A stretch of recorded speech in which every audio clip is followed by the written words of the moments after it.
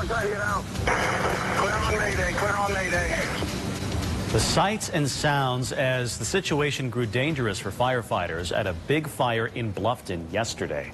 Today, crews from the Bluffton Fire Department worked to prevent that fire from reigniting.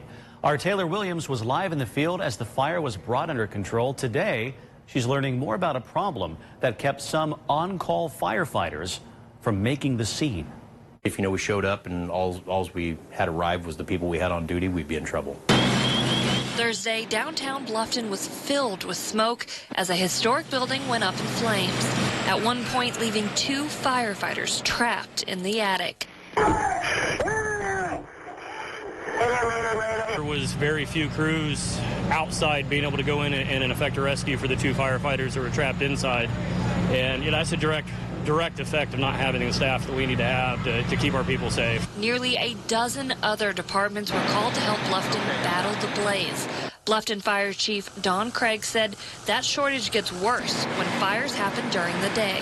It's rough. Daytime, weekday fires are the roughest to get people here. Craig tells me some employers of on-call firefighters won't let them leave. I wanted to know if companies are allowed to do this.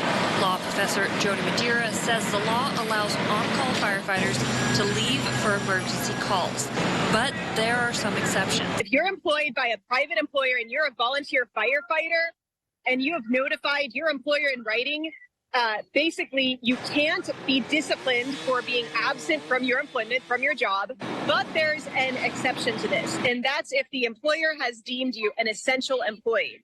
And so if you are an essential employee, then actually the employer does not have to release you from your job. Another important exception, Madeira says the law does not apply to on-call firefighters with government jobs. For that to change, she says the state legislator would have to step in. Nobody really realizes we're here until they need us. In Bluffton, Taylor Williams, 21 Alive News.